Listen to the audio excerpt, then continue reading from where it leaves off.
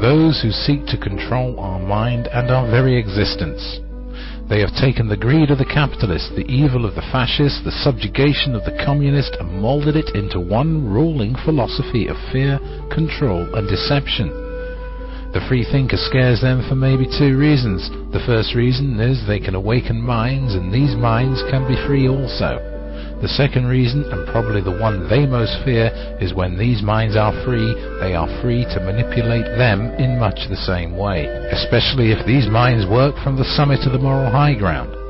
One must not forget that the controlling influences originate from a group of free thinkers working against the common good. The trick is not to fight their system, because fighting it means you are still in it. Thus you remain under their control.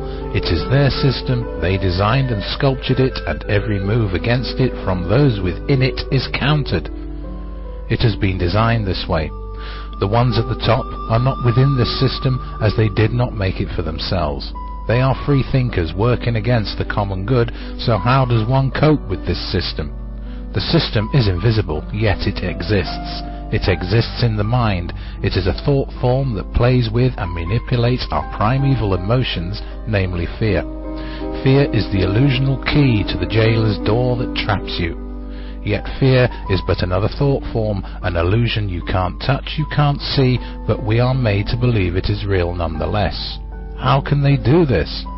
They do it by manipulating events until we create our own fear. The fact that we created it means we can uncreate it also, and this is the skill of the free thinker. The free thinker realizes that fear is but an emotion created by hormones that manifest as a feeling in the pit of the stomach. Butterflies, for want of a better word. Have you noticed that this same feeling also creates excitement, joy, and love? It is the same butterflies. This feeling awaits for an interpretation from the mind to manifest it into reality. The interpretation of this basic feeling depends on what the mind perceives at any given moment. Is it any wonder that vast resources have been ploughed into mind control programs? In my opinion, our mind is the most powerful creative source we have.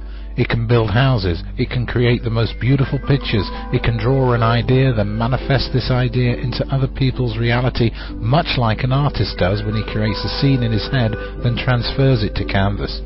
The artist has thought of a picture in his reality, then created it in another's physical reality. This is personal power. This is a facet of creation. Used for good, it creates a mind's paradise. Used for ill, it creates a mind's hell. The fight for the control of our minds is the oldest battle there is.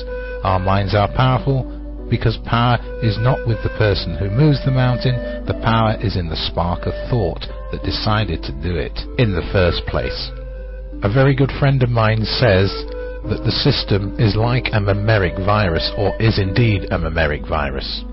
Okay, viruses mutate to become resistant. The mutations of this mammaric virus are the people it infects, possibly. As each new person becomes infected, the system becomes stronger. Like all viruses, it has symptoms, and these symptoms include a false assumption of freedom, a need to be like the rest, fear of change, fear of difference, fear of standing out from the crowd, fear of speaking one's mind, fear of other people. Side effects of this virus can include a forceful ability to belittle anyone who is different, paranoid distrust of people who act out of the bounds of the norm. This virus is contagious when one watches and reads the system's popular media. Like all viruses, it poses the most danger to the youngest of society, with the first signs of infection being a bottle of formula milk, for example. Many mothers won't breastfeed due to the virus's ability to make people assume it is somehow a dirty act. The child then gets fed bovine food designed for bovine offspring. Perhaps as a result of this is the herd mentality within the human race. Who knows? Human milk is designed for brain growth and mind stimuli, whereas bovine milk is designed to fatten and bulk up the calf. You are what you eat, as they say. Breastfed children rarely cry, and when they do, comfort at breast is not far away. This virus, however, allows false comfort due to its popular media. How many times does a mother or father plant a baby in front of a TV screen just to stop it crying? Baby's brain growth is a symbiosis with mother's milk, and the fact that mother can take fear away. Sitting a baby's developing brain in front of subliminal TV images is like downloading information from a PC to an empty PDA. The child then becomes the mutation. The system is all it will know, and, like other infected children, will become a protector of the system at a very early age. Not only does the child become infected into adulthood, he or she will become the virus's defense mechanism, and anyone who dares to step out of the norm will be met with condemnation.